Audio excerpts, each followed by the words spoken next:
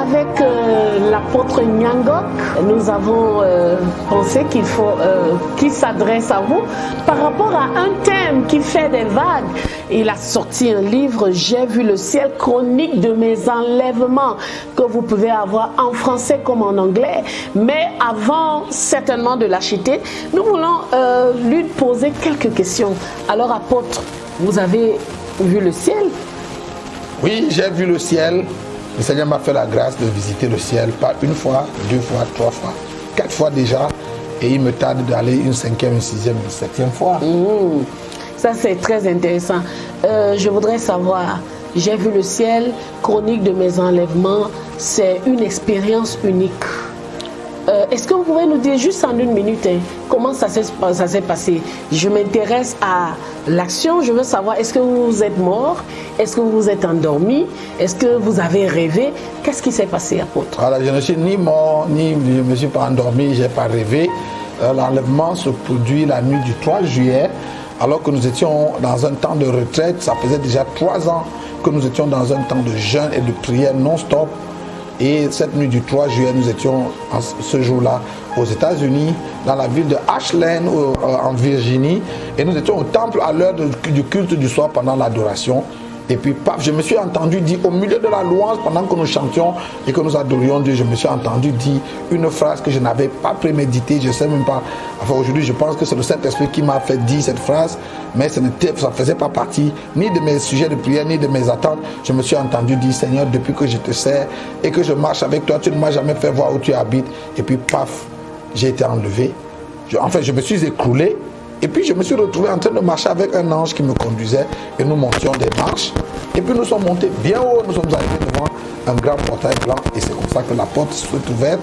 L'ange est entré, je suis entré après lui, le portail s'est refermé derrière moi et c'est à ce moment que je me suis rendu compte que je venais d'entrer au ciel.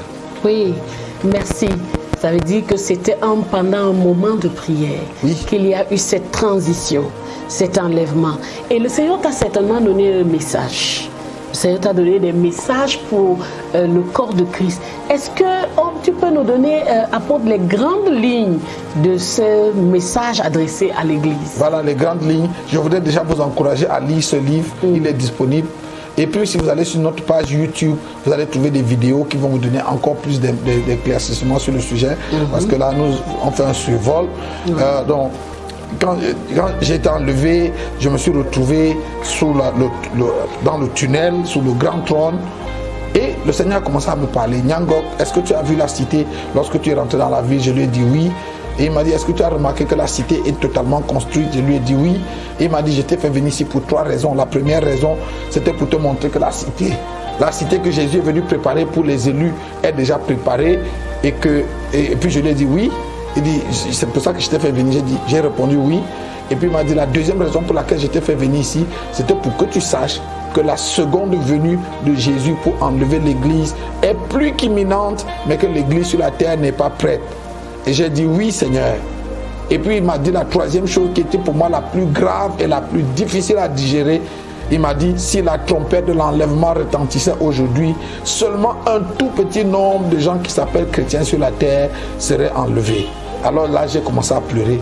Et puis c'est là où le message a commencé à dérouler la suite du message. En d'autres termes, le message que le Seigneur Jésus te donne, c'est pour préparer l'Église à l'enlèvement. Le but de ce message, c'est de préparer l'Église, de réveiller la conscience de l'Église, parce que l'enlèvement est plus qu'imminent. Maintenant, vous savez, dans la parabole des vierges, la Bible dit que les 5 vierges, les 10 vierges sont toutes allées attendre l'époux qui devait venir. Mais la Bible dit que l'époux tardant à venir, les vierges, toutes les vierges, les folles et les sages sont endormies. Donc nous sommes dans... Aujourd'hui, nous parlons de l'envoûtement de l'église. C'est un signe de l'assoupissement, de l'endormissement de l'église. L'église s'est assoupie. Beaucoup de chrétiens me m'ont dit, mais Jésus a dit que je viens bientôt là, c'est quand? Depuis 2000 ans, on attend, il ne vient pas. Est-ce qu'il va même venir? Certains sont même arrivés à douter de ça. Donc, le message que le Seigneur nous donne, c'est de sonner la trompette et dire, comme dans la parabole des vierges, voici l'époux est à la porte, réveillez-vous. Et les vierges se sont réveillées. Les sages ont ajouté de l'huile dans leur lampe pour aller à la rencontre de l'époux, pendant que les folles n'avaient plus d'huile. Et quand elles sont allées en ville pour chercher l'huile, la porte s'est fermée. Donc nous sommes là pour réveiller l'église, pour dire aux sages que vous êtes. Je crois que parce que vous écoutez cette vidéo, vous faites partie des sages. Voici l'époux, il est à la porte et il y a des choses qui peuvent vous faire rater son avènement. Merci apôtre. Dans les différents enlèvements, je crois que le Seigneur ne vous a pas seulement parlé de l'enlèvement. Quelles sont les choses, d'autres choses qu'il vous a dit en dehors de l'enlèvement? J'ai envie de dire, nous sommes à l'église, nous manquons de tout, les pasteurs ont des problèmes d'argent, l'église est dans le manque. Est-ce que le Seigneur ne vous a pas parlé de ces choses-là? Le Seigneur m'a parlé de toutes ces choses et je crois que les détails sont dans le livre. Mais, comme j'ai toujours dit, je préfère toujours mettre l'accent sur la question de l'avènement du Seigneur. Vous savez, la Bible dit que certes, il a un homme de gagner le monde entier s'il perd son âme. Souvent, les gens veulent qu'on leur dise que oui, vous allez sortir la pauvreté, vous allez guérir de votre maladie. Et ça vraiment, le Seigneur le fait et il le fait même avec joie.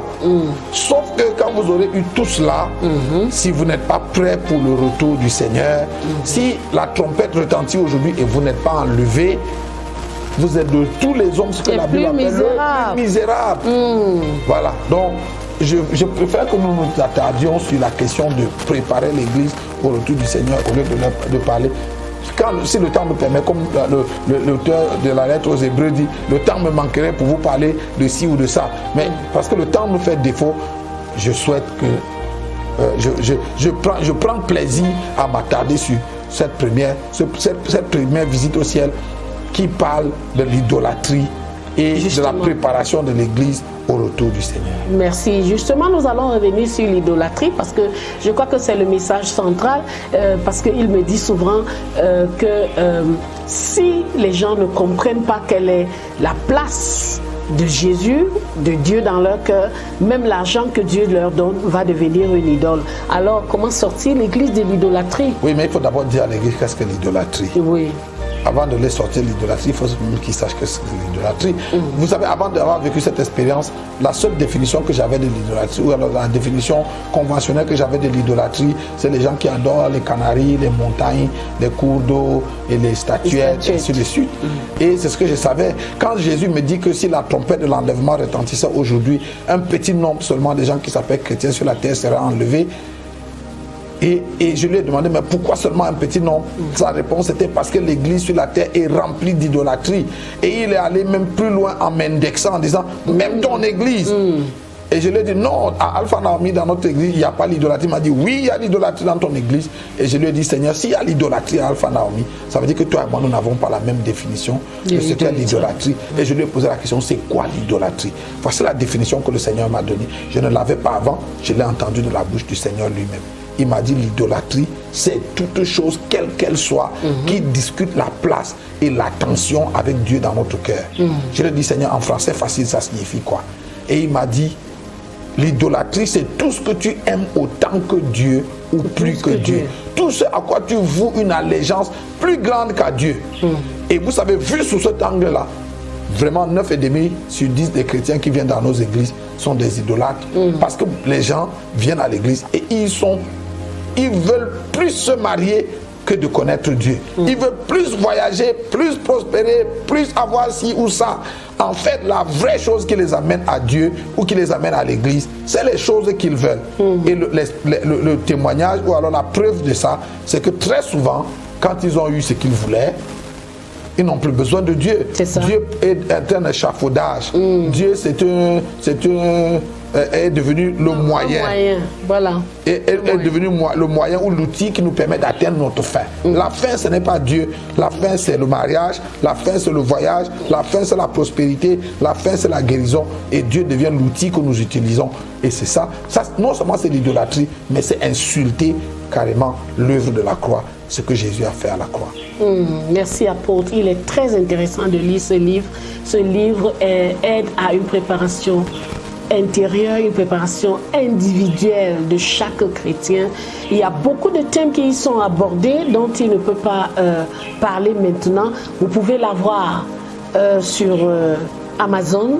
Sinon, vous nous contactez sur notre page YouTube, Apôtre Nyangok, et puis vous aurez les informations pour les avoir.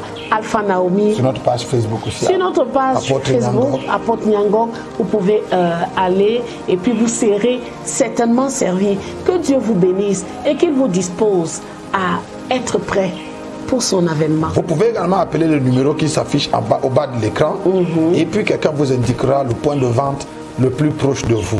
Voilà, appelez ou envoyez un message à ce numéro et on vous indiquera comment avoir le livre dans la zone, la contrée ou le pays dans lequel vous êtes. Voilà, que Dieu vous bénisse. Que Dieu vous bénisse. Shalom.